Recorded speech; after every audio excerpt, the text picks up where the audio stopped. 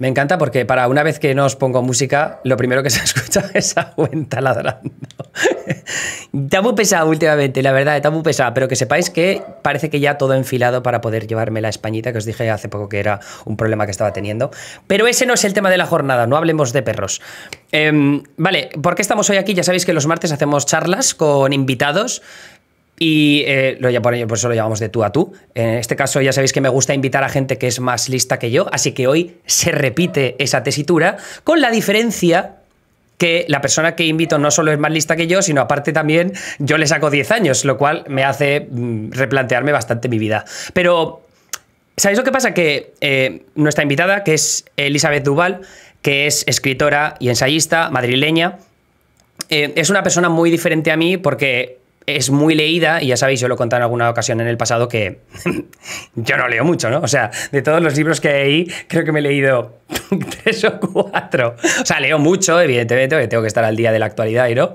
Pero eso, el tema que estoy bastante fastidiado en ese aspecto. Entonces, siempre me ha interesado conocer esa otra versión, ¿no? Porque yo pues soy un niño muy de videojuegos, muy de películas, de series y de artículos, ¿no? Y de Potter. Entonces, vamos a hablar con Elisabeth sobre todos esos aspectos de cómo ha construido su bagaje intelectual, porque además Elisabeth viene, o sea, ya es una figura que conoce todo el mundo, tiene inabarcables entrevistas y textos, porque ya ha escrito varios libros, poemarios a lo largo de los últimos años que ha publicado, y entonces a mí me parece que para una persona de 20 años es inabarcable, ¿no? Entonces ese es otro aspecto que me gusta mucho tocar, pero la persona que me descubrió Elisabeth hace unos años, al menos, no, el año pasado, fue a primeros del año pasado, creo, hace 2 años, fue Ricardo Duda, que fue compañero mío de promoción, una persona que también escribe mucho, muy leída, que también es más joven que yo, y que pues cuando teníamos debates en la universidad era: déjame en paz, eres demasiado listo, vete, aléjate de mí, ¿no? Entonces ahora Ricardo escribió muchas columnas y me dijo: Liz es una crack, habla con Elisabeth, será una invitada excepcional. Entonces, poco a poco pues ya saqué la oportunidad, así que ahora vamos a hablar con ella, ya está al otro lado del micrófono. La primera pregunta que te voy a hacer, Liz, y ahora estás ya en pantalla y se te puede escuchar. Hola, es, ¿qué tal? ¿dónde estás ahora mismo? Esto es París. Esto es mi casa en París mañana, porque tengo un evento en Reina Sofía. Vuelo hasta Madrid y vuelvo al día siguiente. A nivel de contaminación por aviones, yo eso, como estoy en París, bastante mal, bastante poco Greta Thunberg, bastante poco ecologista. Pero no es mi culpa, son los medios de transporte que me ofrecen para trabajar. ¿Cuáles son las alternativas? Porque tampoco tiene el tren. Desde París hasta Madrid tendrías que cogerte un tren de 8 horas a Barcelona y luego un AVE a Madrid. No, disgusting. O sea, evidentemente no. No pasa nada, te lo perdonamos. Aquí... Eso sería de los viajes que quedarían como salvaguardados, aunque se pusieran a decir en viajes internos solo tren. Ya. Así que... Te lo vamos a perdonar, y sé que aquí somos muy talibanes del cambio climático, pero vamos, yo soy el primero que vuela siempre que puedo para volver a España, así que no hay problema. En tu caso, ya, en tu caso, si tuvieras que coger un barquito... estaría guay. La primera pregunta que te iba a hacer no era esa, de todas maneras. Mi primera pregunta, he leído una entrevista por ahí en la que mencionas a este artista, entonces me gustaría saber si Yonaguni, sí, temazo o no temazo la nueva de Bad Bunny. Pues mira, voy a hacer una confesión aquí, y es que soy muy de Bad Bunny, pero Yonaguni la vi cuando salió y no la he escuchado todavía. Okay. Llevo como unas cuantas semanas en las que no tengo tiempo absoluto para ponerme a escuchar música y realmente escucharla. No he escuchado nueva de Bad Bunny cuando salieron los últimos discos, en plan, cuando sacó como 3 en un año. Los escuché todos como prácticamente cuando salieron, pero era porque había confinamiento también, ¿no? Y puedes dedicarte a escucharlo. Pero ahora, como España está desconfinada y París está desconfinada por primera vez desde hace unas semanitas, no tengo tiempo de escuchar la última de Bad Bunny. No puedo decir empíricamente si es un temazo o no es un temazo.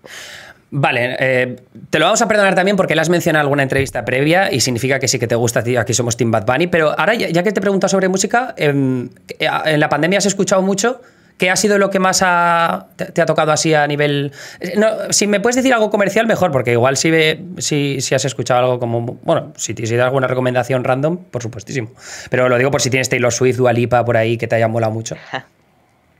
Voy a pensar como una un poco menos comercial y una comercial para decirte, a nivel un Perfecto. poco menos comercial, una que durante la pandemia me encantaba sobre todo para estos momentos de mood de tirarse en la cama medio sollozando, triste, es la canción de Triángulo de Amor Bizarro de ASMR para ti.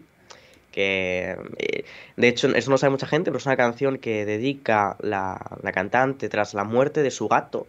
Yo esto me enteré después, yo creía que iba de amor, pero me lo contó ella como un año más tarde. Y es una canción muy bonita, o sea, ella es gallega y dice te quise más que a todas las rías de Galicia, que a todos los mares, que... Y esa canción es muy bonita. Y luego, a nivel como un poco más comercial, como degradando durante el confinamiento, porque no podía salir de fiesta, yo era muy de PC Music, que es como esta tendencia que Sophie, como Ah, productora, hace con mm. Charlie XCX.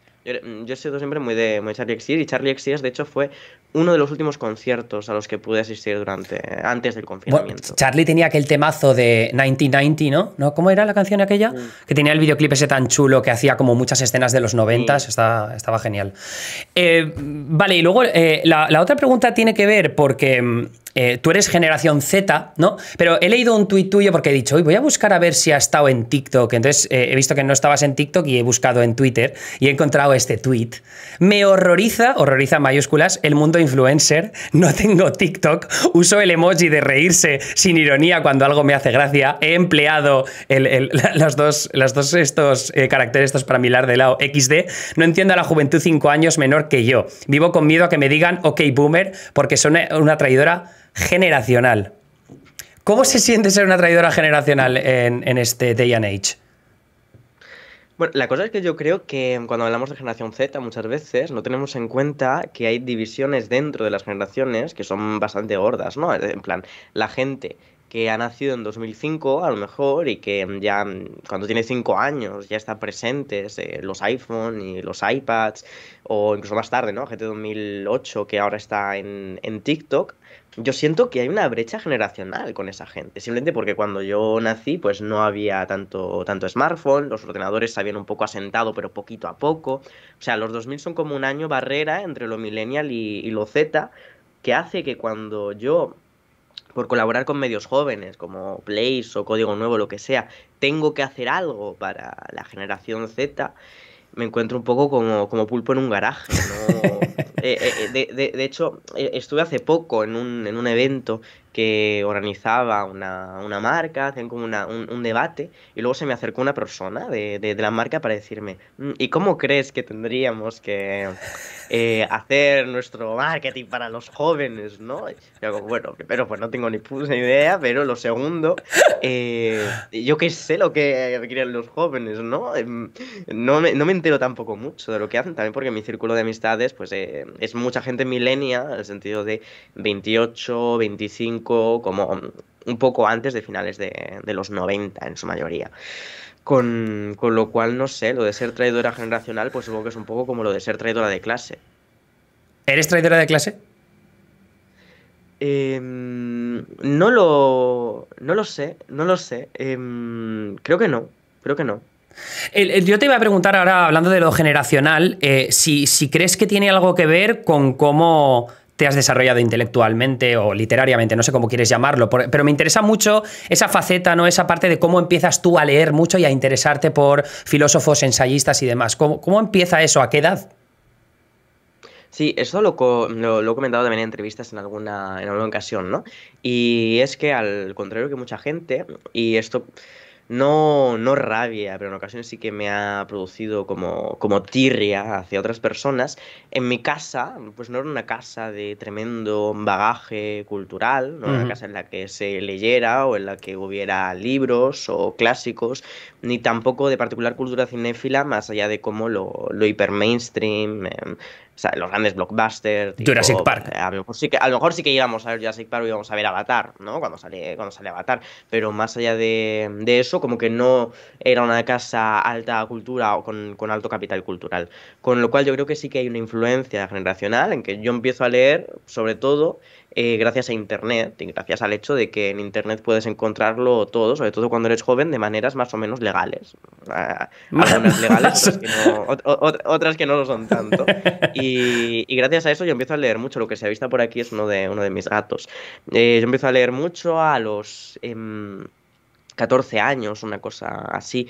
Pues leo por primera vez algunas cosas pues de Jean-Jacques Rousseau, que me gustaba mucho, Judith Butler, Marx.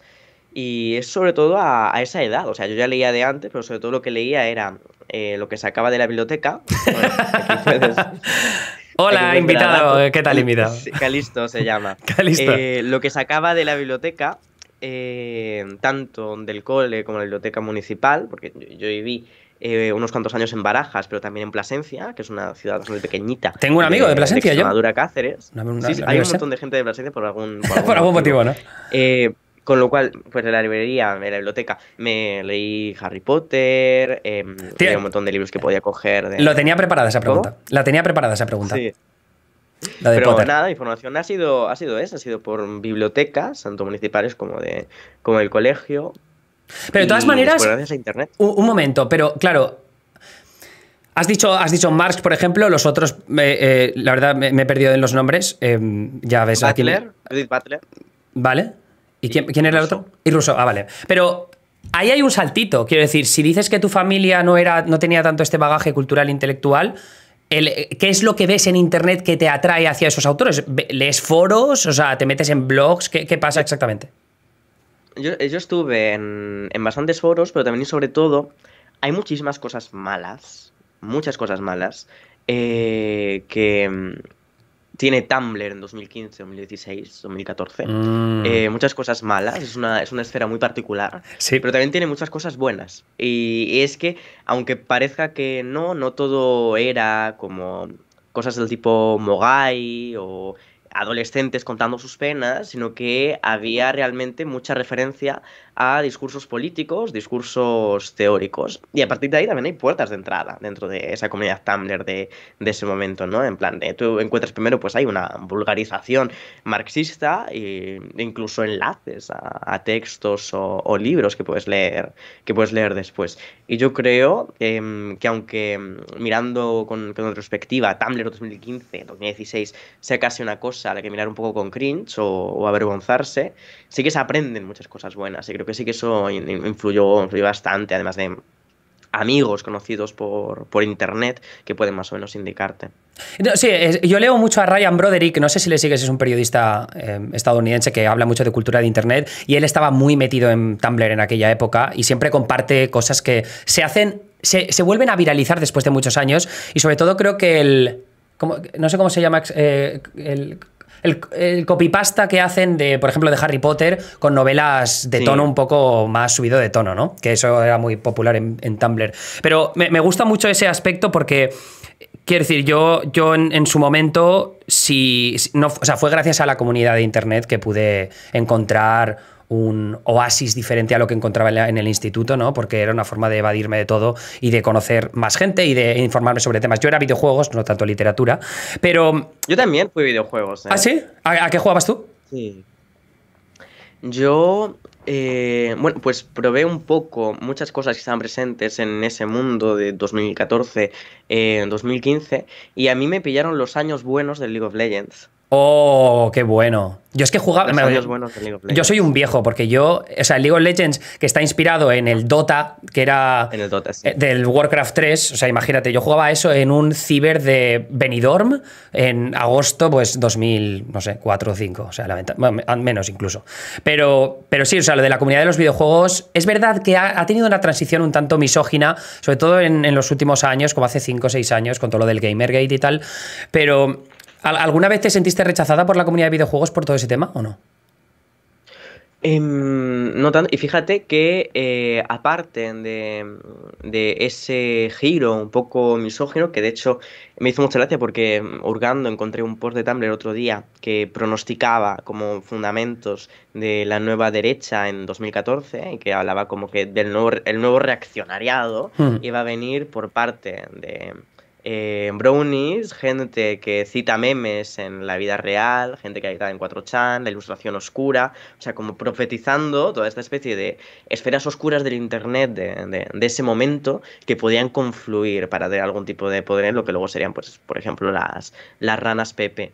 Pero en paralelo a todo eso, y sobre todo porque yo tendría a jugar con amigos, yo me encontré ahí a mucha gente que luego que no guarde tanto el contacto, pero que son gente bastante abierta e incluso hay como microcomunidades, ¿no? Creo que una experiencia también en el terreno de lo trans, o al menos en el terreno de las chicas trans, está en relación con lo friki.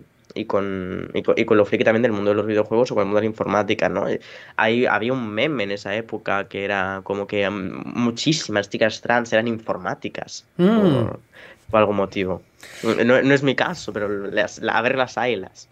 ¿Y por qué crees que se produce esa transición de la comunidad gamer, que además lo aprovecha muy bien la derecha o la extrema derecha, incluso en YouTube, donde se generan esas comunidades tan cerradas? Y estoy pensando ahora, pues, los Yiannopoulos, por ejemplo, en su momento, que tuvo muchísimo éxito de esta lucha contra lo políticamente correcto, que yo creo que se generó, ¿no? El germen parece que nació de esa cultura tan tóxica en YouTube.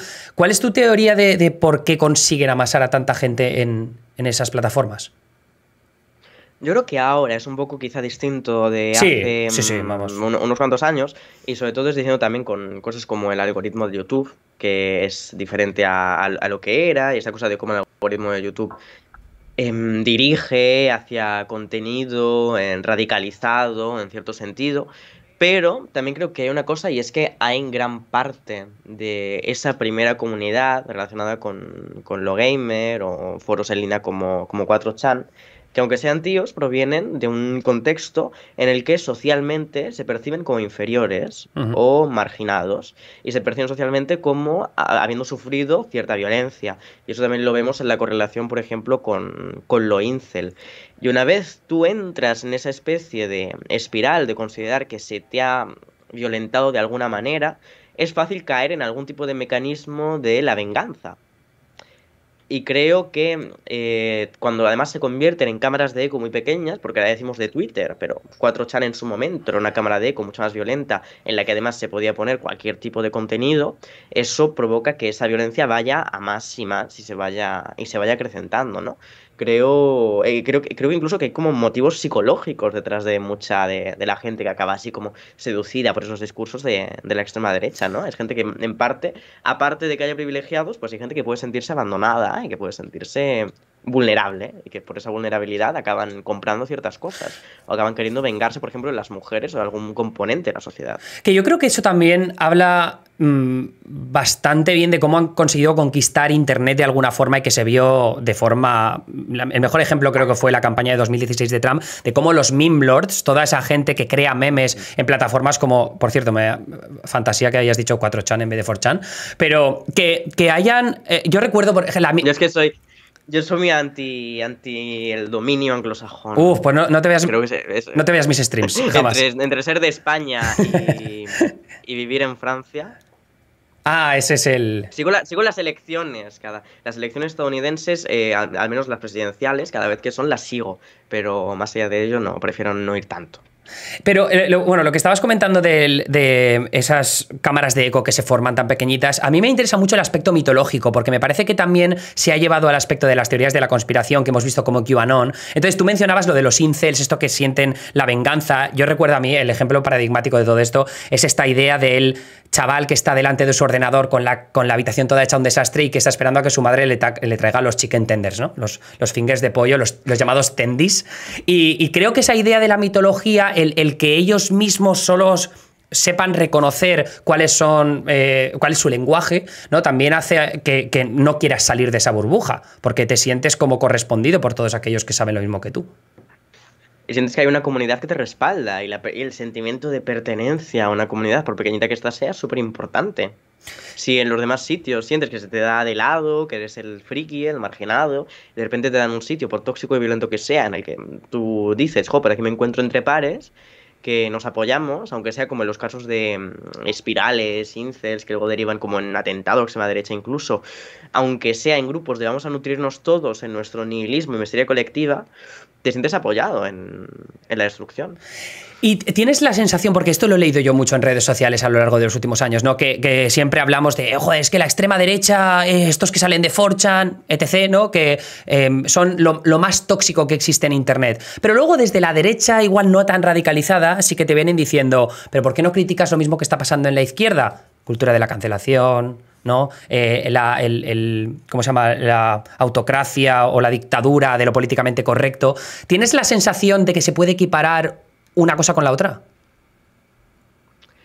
Creo que, por ejemplo, hay algunas cuestiones en las que no se puede equiparar, desde que, por ejemplo, del mundo incel o del mundo extrema derecha han salido atentados terroristas, en Estados Unidos particularmente, ¿no? En Estados Unidos hay unos cuantos casos, mientras que, pues, todavía de la caricatura, que sí que tiene una parte de verdad, ¿no? Un poco histérica o histriónica del izquierdista woke estadounidense ofendido.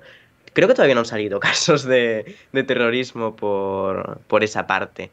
Pero me parece que hay un punto común en que hay componentes de ambas cosas que son culturas tóxicas. O que son culturas que son tóxicas tanto para las redes sociales como para el debate público. Creo que en sus efectos una puede ser más extrema que otra, pero sí que considero que hay componentes nocivos y que, sobre todo, por ejemplo, en España o en Francia, una cosa que se hace mal es que cuando nos escandalizamos, como hablando de lo woke o de las teorías importadas de universidades en Estados Unidos, creo que en Francia también sucede que sale de esto, hay como libros académicos criticando esto, es algo que realmente no sucedió todavía. O sea, Francia no está como Estados Unidos. Y esto lo hablaba hace poco con una investigadora de la universidad que acaba de publicar un libro sobre si se debe separar o no, por ejemplo, la obra del artista aquí en Francia. Y decía que no es la misma situación, mismamente por el hecho de que Polanski en Francia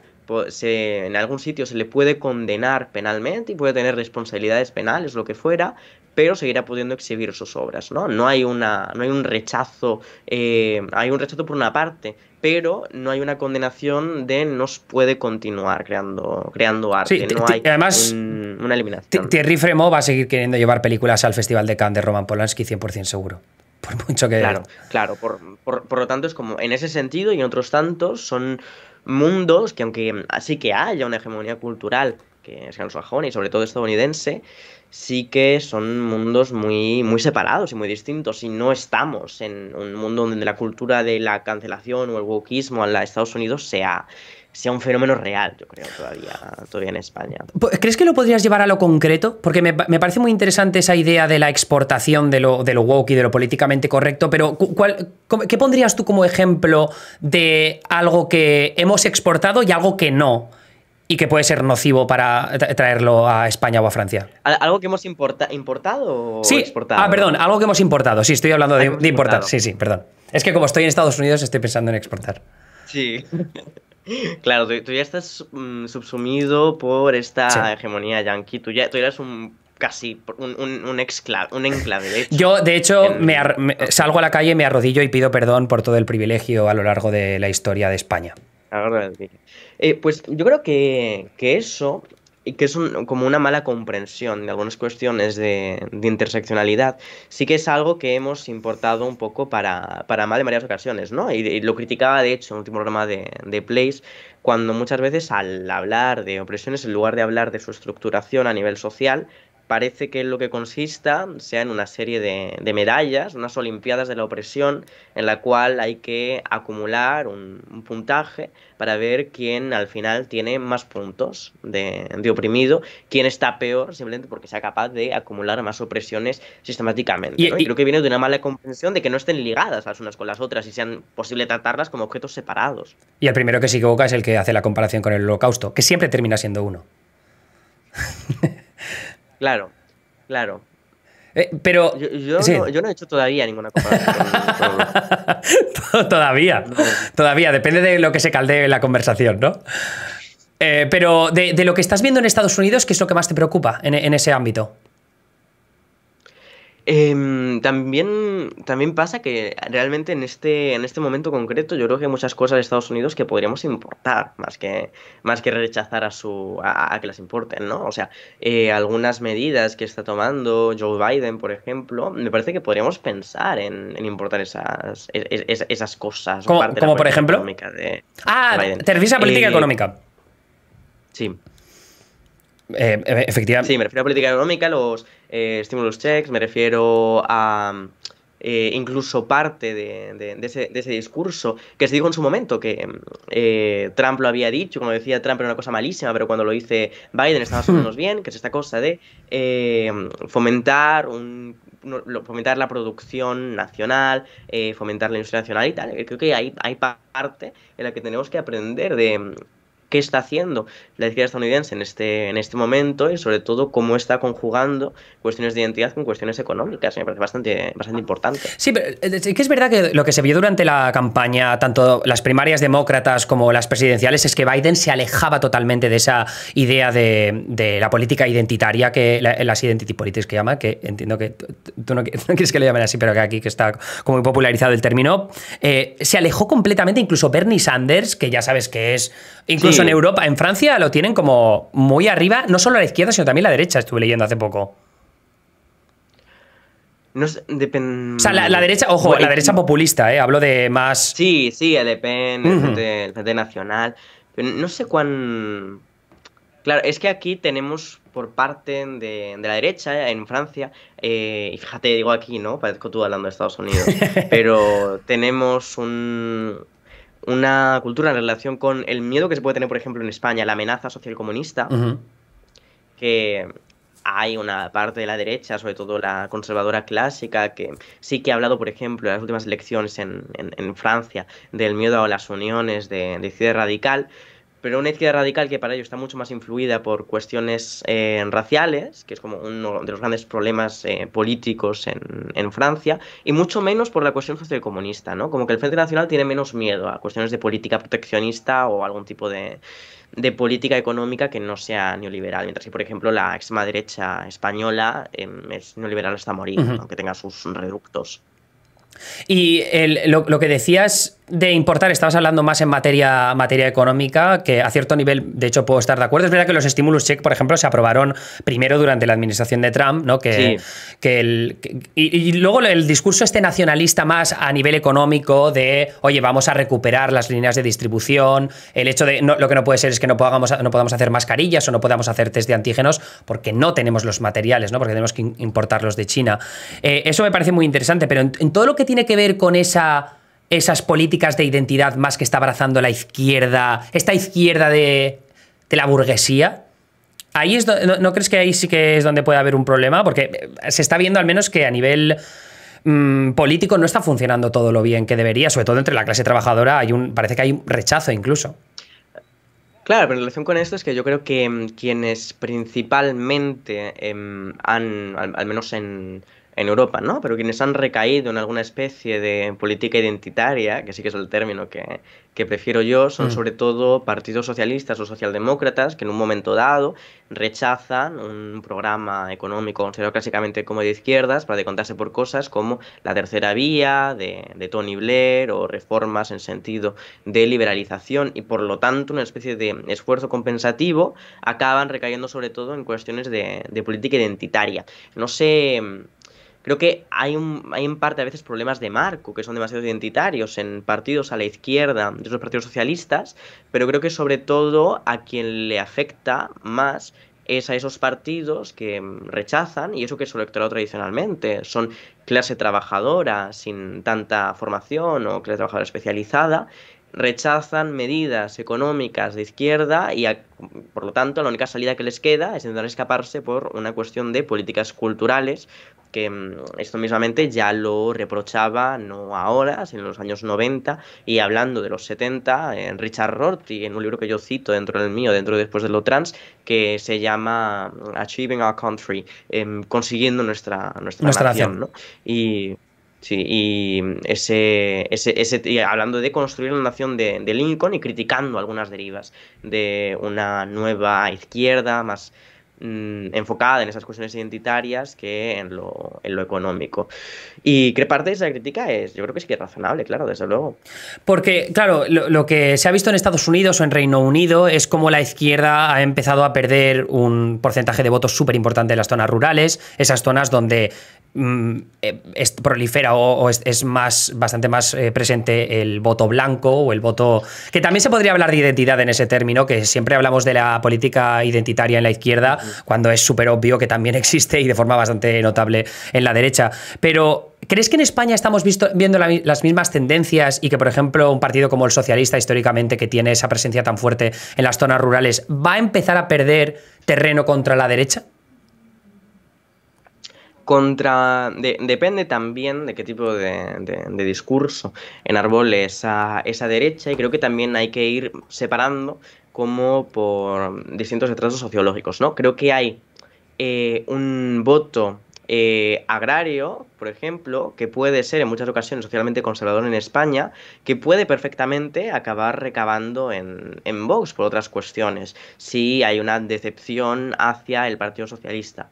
Pero lo que describe también Piketty, ya no en el PSOE, sino en otros, es que hay buena parte, esto me trae un vasito mi pareja, hay buena parte de el electorado de los partidos de izquierda en Europa y a nivel general que se ha trasladado desde esa clase trabajadora hasta más bien una población con estudios universitarios. Que esa población con estudios universitarios también se ha empobrecido con el tiempo en relación a hace unos cuantos años, pero no deja de ser una población letrada, que por ello hay una correlación entre su nivel de estudios con aquello que luego van a votar. Mientras tanto, el PSOE en España sí que sigue aunando, sigue teniendo ese voto de los trabajadores, aunque sea menos propenso, por ejemplo, que partidos a su izquierda a realizar medidas económicamente de izquierdas. Y también hay una gran parte dentro de esto que es casi de tradición, ¿no? O sea, tú tienes socialistas que no van a romper en la vida su carnet del PSOE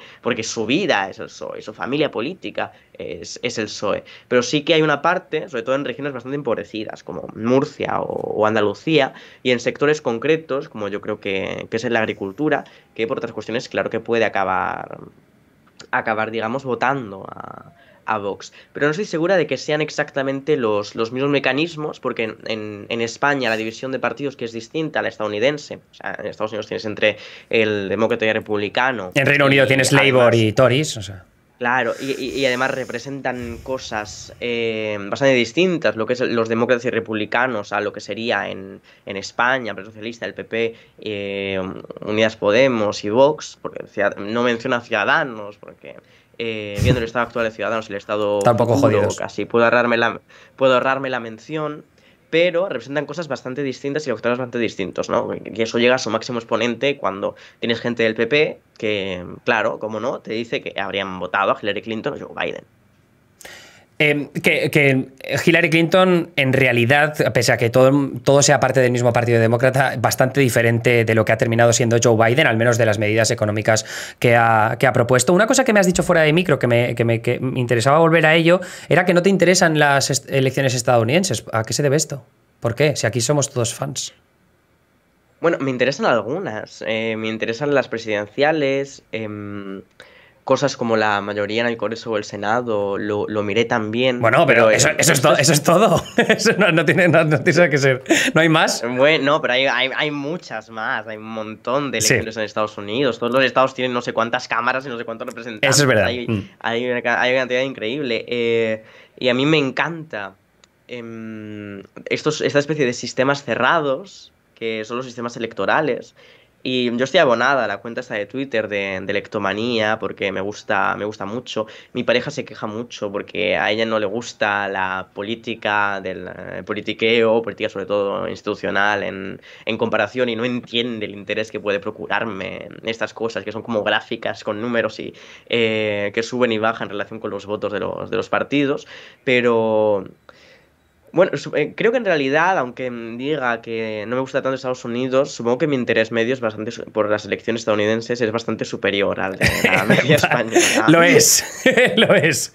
Pero ¿cómo haces? Porque claro, tú, habiendo leído tanto, me parece también muy interesante esa parte. A mí me fascinan las elecciones y me gusta luego ver la correspondencia demográfica con lo que está pasando en esas regiones y luego leer noticias al respecto. Pero en tu caso, claro, al leer libros también tienes ese aspecto más intelectual, no sé cómo llamarlo en este caso, pero ¿cómo trasladas los conocimientos que aprendes leyendo a los números que ves de las cosas que pasan en las elecciones? ¿Qué es lo que te puede decir un libro que no te puede decir un artículo o una entrevista?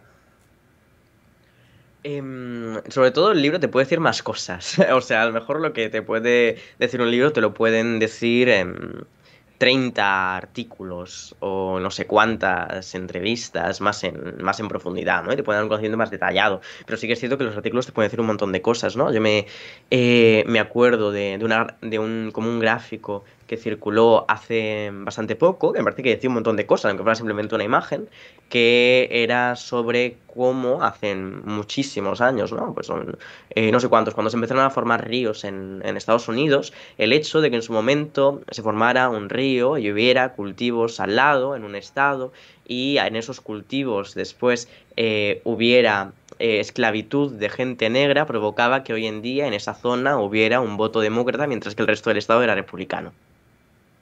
Y pues con eso como te retrotrae sociológicamente el voto y la política como una cosa súper de largo recorrido y de término largo, ¿no?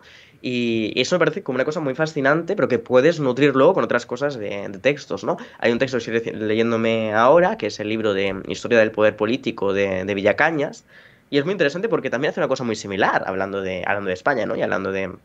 Y tú puedes unir en tu cabeza cabos para decirte, jo, pues cómo influyen los reinos de taifas, o que se venga Tarik a irse por España y los reyes godos, o cómo influye el Tajo y cómo separa en dos poblaciones a la sociología contemporánea política española. Y es una cuestión que me parece muy interesante y luego pues añadirle pues filosofía. Creo que también cada rama, cada disciplina, cada tipo de texto puede nutrir de maneras distintas, ¿no? La historia ofrece unas herramientas, la filosofía ofrece otras, y creo que hay que utilizarlo más o menos como ese tipo de cajas de herramientas para las interpretaciones. ¿Y crees que, por ejemplo, en España se escribe lo suficiente, tanto a nivel de libros como de artículos? Porque yo no estoy tan al día de la actualidad española, pero sobre lo que es el terreno social español, porque en Estados Unidos sí que tengo la sensación de que los periodistas salen a buscar historias en los pueblos más pequeñitos y luego hacer como análisis no sé si llamarlo identidad social y política, que te permiten sacar conclusiones muy interesantes sobre distintas regiones de Estados Unidos. Pero no sé si en España tú tienes la sensación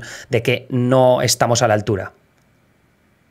Fíjate, salió una noticia, esto fue hace unos cuantos meses, de que el periódico Le Monde, aquí en Francia, pues equivalente a El País, pero más grande en España, había decidido, como nueva política, sacar menos artículos, pero que fueran sobre todo artículos de investigación. Artículos como en los que se toma un poco más de tiempo en el terreno, que se financian más, que los periodistas pueden tomarse más el tiempo para hacerlos. Y creo que en España adolecemos de una cultura del periodismo que está muy basada en esos pequeños encargos, en artículos a 60 euros, muy inmediatos, o incluso, aunque yo sea columnista, ¿no? En una primacía del columnismo que hace que la mayoría de cosas que se dicen o acaban diciéndose, pues no tienen tanto interés al final, no tienen tanto interés como análisis de fondo, ¿no? Me parece que ese tipo de modelos de periodismo, más de investigación, o más de largo recorrido, o más lento, sacando menos, intentando, aunque funcione peor a veces, ¿no? Si no tienes un modelo de suscriptores fuerte, sacando menos Más artículos difícil. al mes, creo que es mejor, creo que creo que sería más nutritivo. Y en España creo que no lo tenemos, tristemente. Hay artículos muy interesantes, efectivamente, tanto de Francia como de España, como de Estados Unidos, pero en España no hay tantos, no hay tantos. Sí, me gustaría incluso ver más interdisciplinaridad en esos artículos, porque creo que otra cosa que sucede es que a lo mejor sí que se investigan cosas muy interesantes, pero luego no encuentran la suficiente vulgarización en los medios. O sucede también que los periodistas en España, en ocasiones, tienen como una especie de respeto excesivo por el grado universitario de periodismo. Y cualquier intrusión en el periodismo que no venga de un periodista se considera como, pues eso, como intrusismo laboral, ¿no? Y creo que es una idea de que hay que deshacerse un poco, ¿no? Creo que hay gente de muchas ciencias sociales y humanidades que tiene mucho que nutrir a cuestiones periodísticas. Sí que tengo esa sensación de que leyendo en España ese tipo de, si lo quieres llamar intrusismo, un poco para situarlo a nivel temático, que lo veo más en tribunas y en columnas de opinión que en artículos per se, ¿no? Mientras que en el New York Times igual veo, hay una sección que se llama The Upshot, no sé si la conoces, pero que siempre hacen análisis de datos, también mucha cosa electoral, que es absolutamente fascinante y a veces invitan a gente de otras disciplinas que ¿no? ayudan a profundizar mucho. Suances, por cierto, a Pablo Suances, que imagino que lo conoces, el corresponsal del Mundo en Bruselas, nos dijo la misma tesis que tú sobre esta idea de que en España se publican multitud de artículos diferentes y decía que él, claro, como que responsable, publicaba 4 o 5 cosas, pero no tenía esa posibilidad quizá a veces de profundizar tanto sobre un tema. Yo ahora, claro, es que no tienes tiempo. Claro, si tienes que publicar 4 o 5 cosas al día, ¿para qué tienes más? Es imposible. Claro. Y todo acaba pareciéndose, o sea, todos acaban siendo iguales. Sí, porque es todo la misma estructura, 5 párrafos, ¿no? Tienes 2 apuntes clave y al pasar a la siguiente noticia te falta todo el contexto para entenderlo bien, que yo creo que ha sido uno de los problemas. Pero bueno, lejos de las lecciones que tenemos que dar a todos los medios de comunicación dinosaurios de España, lo que también me gustaría preguntarte, antes de pasar a las preguntas de los espectadores, porque hay un montón, me gustaría concluir con una pregunta que sé que es súper ambiciosa, pero con todo lo que tienes leído y viendo la situación y lo que hemos visto a lo largo de las últimas semanas, últimos meses, mejor dicho, con todo de la pandemia, me gustaría saber cuál es tu sensación a nivel de optimismo o de esperanza del debate político en España. Madre mía, del debate político en España. Porque ¿sabes lo que pasa? Que yo llevo viviendo en Estados Unidos ya casi 6 años, ¿no? Y he visto cómo se ha deteriorado a una velocidad vertiginosa. Y veo como en España exactamente las mismas tendencias, las mismas pistas de lo que estaba pasando entonces, los mismos errores que se siguen cometiendo, tanto de una parte del bando político como del otro. Entonces no sé si tú estás empezando a ver también indicios desde hace tiempo de que nos vamos a la mierda o tienes esperanza de que vamos a tomar otra senda.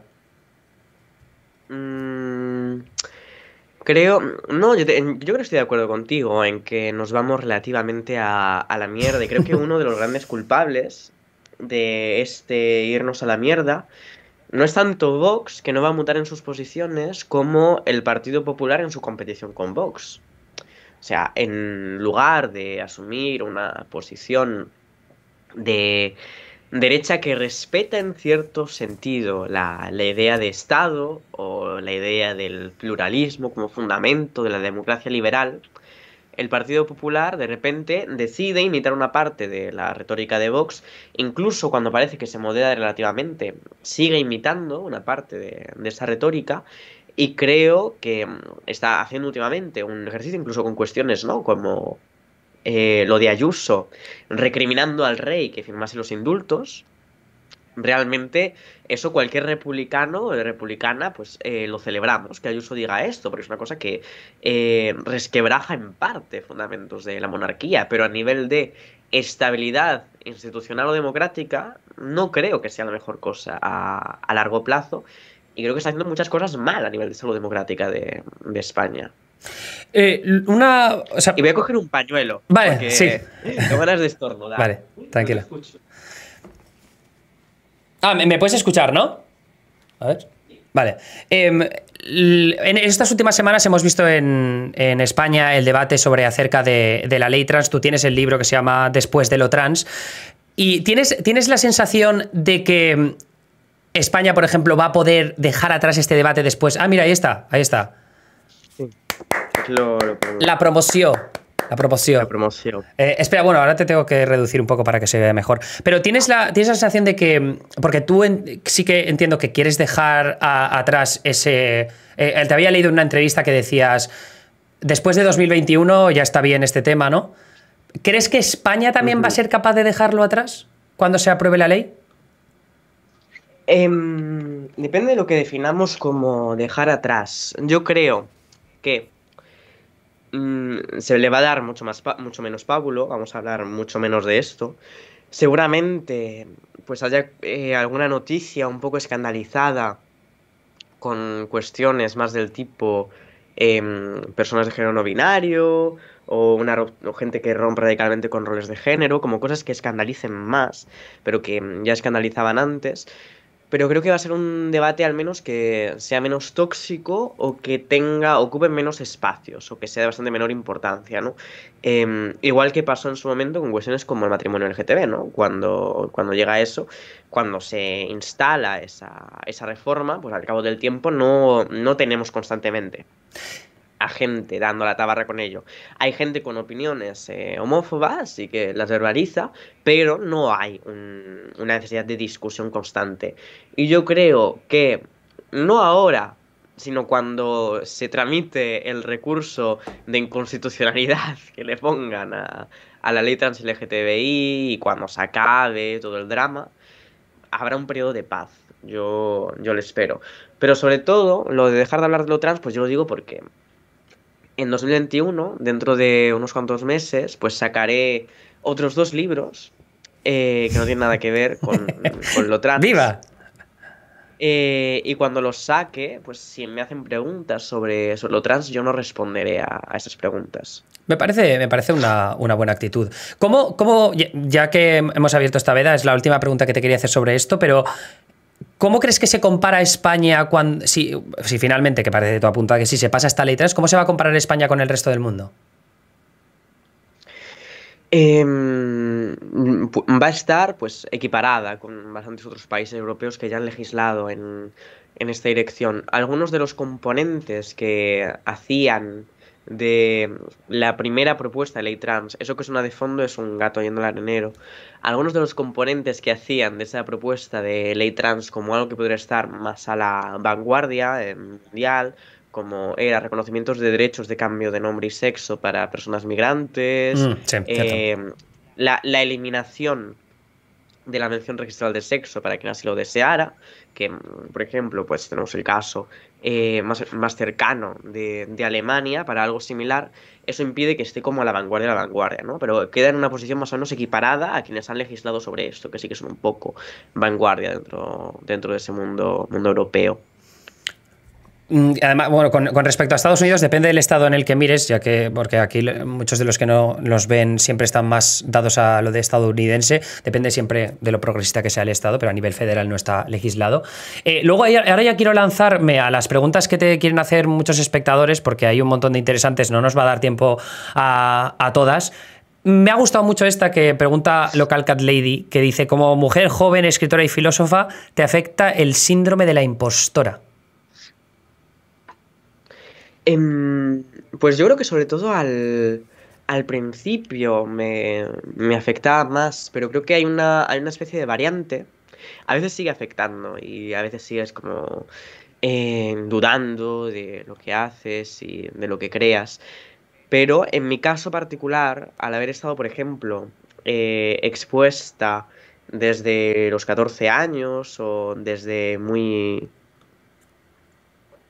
Ahí. ¿Bien? Vale. Desde muy joven a ahora. Vale. No sé. Creo que era uno de los gatos que había tocado alguna cosa y por ello había empezado a verseme mal. ¿La cámara va bien? A ver, es que va un poco lento, parece. Se ralentiza la imagen con respecto al sonido. Uy, y encima, vale. Ahora ya me he puesto azul. ¿Y ahora? ¿Te has puesto? Vale.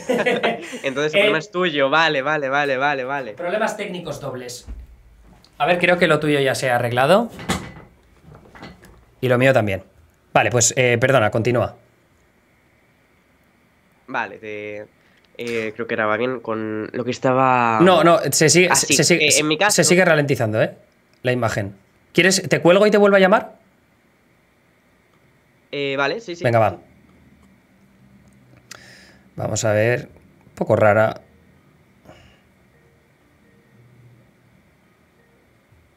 Vale, dame un segundo que te tengo que poner aquí. A ver. Fuente NDI, agregar. Nueva fuente.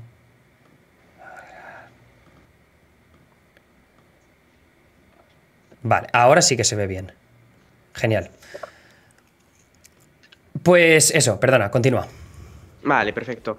Lo que estaba diciendo era que en este caso, en mi caso particular, el haber estado expuesta, por ejemplo, a una gran cantidad de odio, de comentarios, por ejemplo, en medios conservadores, cuando hacía alguna especie de entrevista, cuando era muy joven, cuando tenía como 14 años o 15 años, yo creo que un poco te obliga a construirte una especie de piel de hierro o de coraza para soportar ese tipo de cosas. Creo que mi cámara sigue yendo lenta.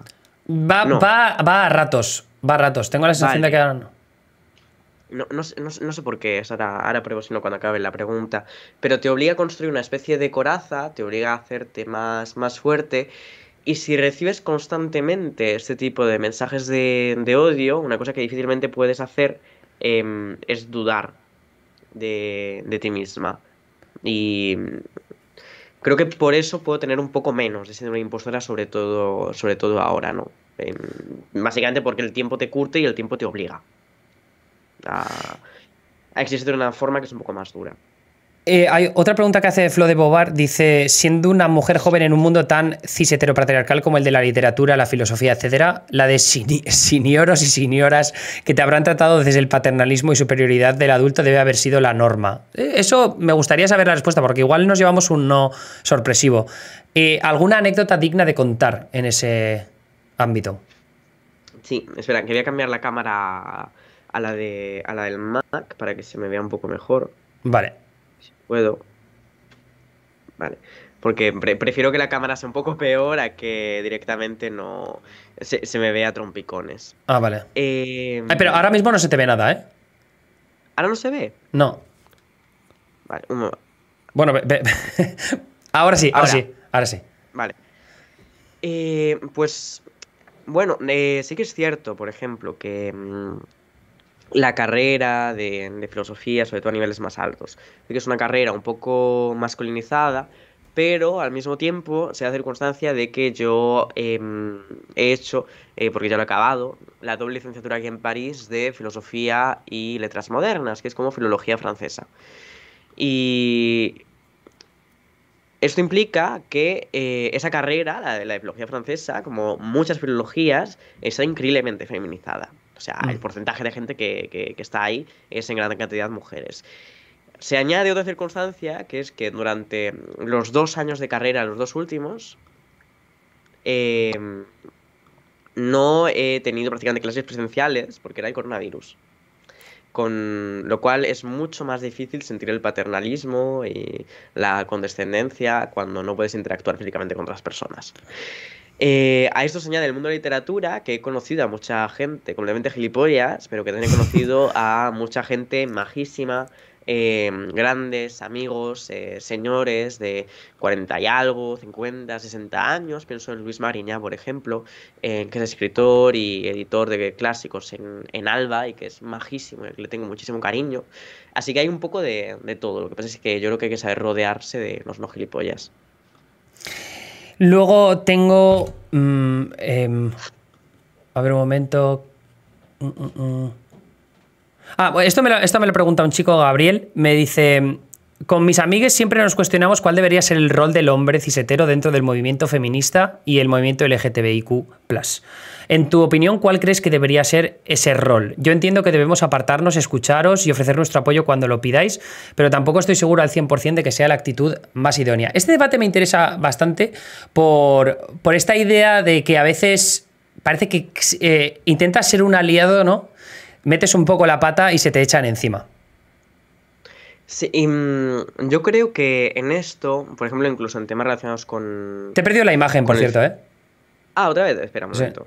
que lo gestiono. Ahora sí, perfecto. Y además estoy como cerrando cosas para ver si es por eso iba mejor la velocidad del esto.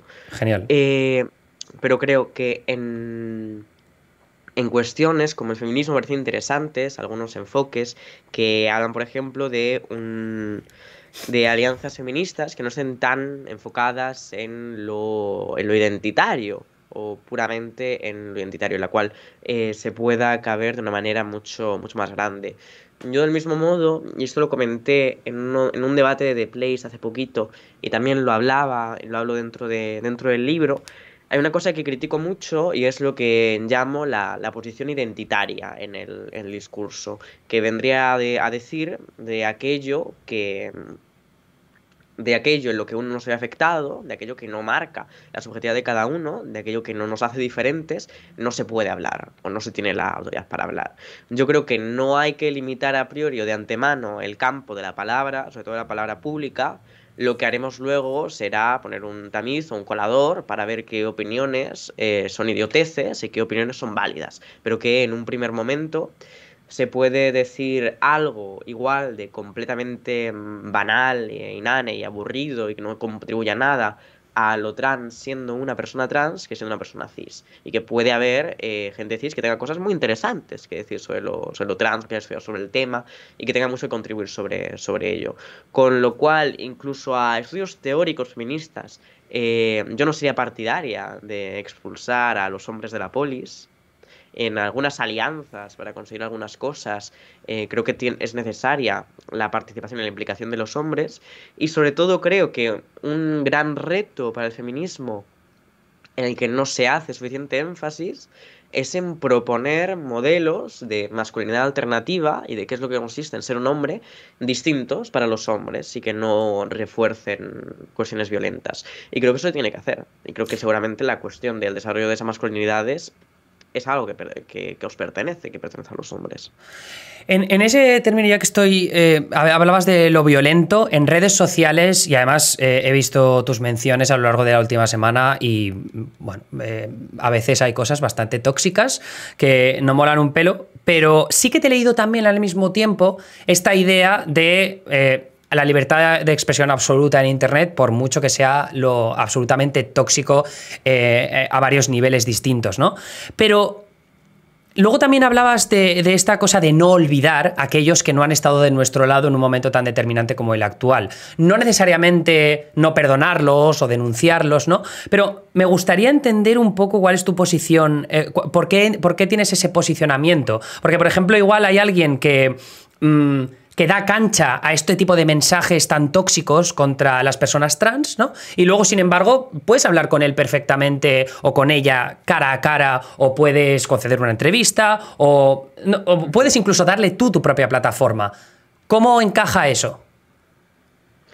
Bueno, yo creo que en cuestión de la libertad de expresión muy simple, ¿no? Y realmente es un principio casi liberal. Yo creo que si no va a implicar directamente algo nocivo para un colectivo, para un grupo de personas, yo estoy a favor de intentar restringirla lo menos posible. Estaba en contra, por ejemplo, en su momento de la tipificación por sanciones administrativas, es decir, hacerles pagar dinero automáticamente a personas que hicieran comentarios homófobos o transfobos en redes sociales sin pasar por ningún tipo de juicio o acusación, que esto fue una propuesta en su día, en 2017-2018, de Unidas Podemos. Yo contra eso estoy en contra, también porque me gusta que en ese sentido la gente se retrate, que tenga la oportunidad de retratarse y que no tenga la posibilidad sobre todo de hacerse la víctima, ocupar el lugar de aquel que está siendo utilizado como chivo expiatorio o que está siendo utilizado como víctima. Y esta cuestión de no olvidar, bueno, yo creo que es simplemente una cuestión de tener memoria, ¿no? No es como no olvidar porque dentro de 10 años llegaremos con la guillotina y os cortaremos la cabeza a todos, ¿no? Sino simplemente no olvidar sobre todo porque igual que pasó en su momento con el matrimonio igualitario, creo que es probable, lo ha dicho mucha gente, que dentro de unos cuantos años mucha gente que hoy ha fomentado ese tipo de ataques y que hoy ha llamado a gente trans enajenada mental, o que la ha atacado de forma muy bestia, dentro de 2 años, quizá, o de 3 años, 4 años, cuando la ley esté sentada en sociedad, cuando la concepción sea otra, parecerá como si nunca hubieran defendido la postura que defendían ahora. Me parece que está bien hacer un poco hemeroteca, guardar las cosas para celebrar que hayan cambiado de posición, pero también casi para sacarle los colores, como diciendo, em, no se olvida aquello que has dicho. Y creo que hay distintos grados, ¿no? Creo que hay distinta gradación. No todos son barbaridades, pero la violencia de alguna gente en el momento actual se constituye una barbaridad. Y si dentro de 5 años alguien quiere erigirse como máximo defensor de lo trans, decir, jo, pues es que hace 5 años decías que la gente trans eran mutantes, eran enfermos mentales, esa era tu posición. Y yo creo que más que otra cosa, el no olvidar es un exigir responsabilidades, de responsabilidad por aquello que se dice. Y creo que eso es importante, por aquello que se dice y que se hace. Que no es lo mismo que limitarlo. Y luego la última pregunta de los espectadores, luego tengo una que se me ha olvidado preguntarte antes, que era la más polémica, de hecho, al menos según desde mi punto de vista. Pero te preguntan, ¿hacia qué terreno te gustaría dirigirte ahora narrativamente? Pues ya que puedes, si me cuentas qué es lo que vas a publicar más adelante, cuáles son las líneas que has tomado. Sí, pues en diciembre o noviembre. En noviembre, creo que es en noviembre. Ah, por cierto, la pregunta es de JD, que no lo he dicho, perdona. En noviembre sale en Lengua de Trapo, que es una editorial pequeñita, tiene una colección nueva con como escritores, autores distintos, que se llaman Los Nuevos Episodios Nacionales, que cuenta como historias en España, de ficción normalmente, o puede que no, puede que haya ensayos y tal, desde el 78. Y yo quería contar una ficción que tiene lugar en el Madrid de 2016, que retrata sobre todo lo primero, en dos partes, en una dicotomía, una dualidad. A un grupúsculo marxista-leninista que ocupa un pequeño edificio cerca de Lavapiés, cerca de la Latina. Marxista-leninista de leer a Stalin en reuniones en conjunto, ¿no? Como aprendizaje, lectura de Stalin, pero también taller de autodefensa feminista. Y lo segundo, esto basado en casos reales de esos grupos que realmente existieron. Y lo segundo, también, igual que se cuenta esa ocupación, contar otra, que es la de Hogar Social Madrid, abiertamente fascistas, en el antiguo edificio del Nodo. Y hay uno de los narradores, de hecho, que es fascista, más que fascista, neofalangista, muy de Ramiro Ledesma. Y la voz narrativa de escribir desde el punto de vista en primera persona, casi en primera persona, de un fascista me parecía muy interesante. Con lo cual es una de las cosas que exploro sobre todo en lo próximo, que saldrá en noviembre, y que lleva por título por ahora, que puede cambiar al final, ¿no? Pero lleva por título Madrid será la tumba. ¿La tumba de qué? Pues eso es otra cosa. Eso es lo que se puede responder. Vale, pues yo tenía una pregunta más que se me ha olvidado cuando estábamos tocando el tema de Estados Unidos, porque aquí lo que ha pasado con...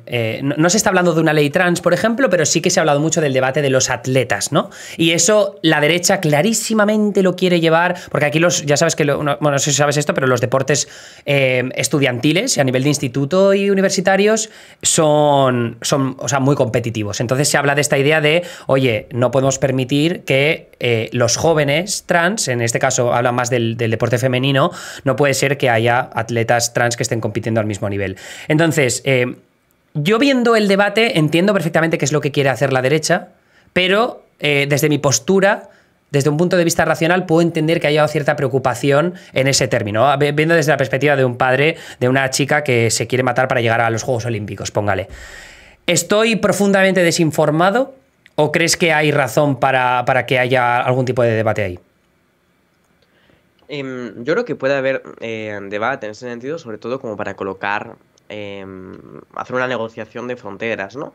Y creo que, por ejemplo, decir que para que se compita en un deporte femenino se necesita algún tipo de niveles hormonales o niveles de desarrollo, creo que sería posible, pero que al mismo tiempo seguramente resultaría discriminatorio para gente que ha nacido hembra y que por azares de la vida tiene un desarrollo X o un nivel de testosterona superior que hace que sea mejor luego en el deporte, que no son pocos casos. Luego, realmente, una de las cosas que sucedía también con este debate en España era que era muy divertido porque había una parte de la reacción transexcluyente en Twitter que criticaba la participación de mujeres trans en deportes femeninos y colgaba unas fotos de unas cuantas, no sé, creo que era en algún tipo de atletismo, colgaba unas fotos de unas cuantas mujeres, como diciendo son hombres. Y la cosa era que eran mujeres, Que era una apariencia un no. poco masculina, pero como nacidas, digamos, hembra, eran mujeres cis, ¿no? No había ningún problema, lo que pasa es que se pensaban que eran mujeres trans porque tenían facciones un poco masculinas. Y creo de hecho que muchas veces estos intentos de regular estas cosas o regular una cuestión de a nivel hormonal, cuál es el tipo de desarrollo o cómo se está, sí que a lo mejor hay necesidad de que haya algún tipo de regulación, pero si se lleva muy hasta el límite, seguramente acabe excluyendo a mujeres cis, que tienen, por azar de la vida, una mayor cantidad de testosterona. De hecho, estoy pensando que The Good Fight, que no sé si la sigues la serie, tenía un capítulo hablando exactamente de esto, y lo que pasaba al final del capítulo, spoiler, era que estaban en juicio disputando para ver si una chica trans o no iba a los Juegos Olímpicos. Al final la que se quedaba fuera era una chica que simplemente tenía los niveles de testosterona por encima de la regla. O sea, que es exactamente lo que estabas definiendo. Era muy interesante. Vale, pues ya esa era lo último que teníamos para ti. Le quiero dar las gracias. Ahora repasaré los nombres de los que tenían preguntas para ti, pero que no daba tiempo. Elizabeth, muchísimas gracias por tomarte esta hora con nosotros aquí en Neutral. Estás invitadísima para volver. Y nada, que vaya muy bien tanto el libro como los próximos que vayas a publicar. Claro. Muchas gracias a vosotros. Yo encantada de volver en algún otro momento. Genial. Pues venga, que vaya muy bien. Hasta luego. Que vaya bien. Chao. ¡Qué maja! Y además, bueno, es que, a ver, en la pregunta esto es que luego me habría arrepentido mazo, porque lo quería tocar desde hace bastante tiempo, porque ya sabéis que es un tema del que hemos hablado en alguna ocasión, porque los republicanos lo tienen ahí siempre por encima. Pero bueno, os digo lo que os digo siempre, ¿no? Si podéis lanzaros al Twitter de Elizabeth y darle las gracias por pasarse por Neutral, eternamente agradecido estoy. Yo ya se lo voy a decir por privado porque ha sido una entrevista súper interesante y de alguien tan joven. Es que es absurdo. Es que es absurdo, tío. Es que qué rabia, de verdad, ¿eh? Y que no puede ser, tío. Que talita. En fin, eso ha sido todo por mi parte. Han faltado muchas preguntas. Hombre, ya sé que han faltado muchas preguntas, pero es que es una hora, no le podemos tener aquí 2 horas a la pobre. Pero, mira, Jadinchu, muchas gracias por la suscripción. He visto otra suscripción antes, lo que pasa es que no quería cortarle la palabra a Elizabeth. A ver dónde está. Ahí. Se me ha saltado ya. No me sale la notificación, además. Bueno, pues eso, hablamos, estaré mañana como siempre en mi Twitch, pero gracias por las suscripciones, ya sabéis que es la mejor forma de apoyar este proyecto de Neutral y eso, ya está. Buenas noches a todos y seguimos aquí a tope con este calor infumable. Adeu.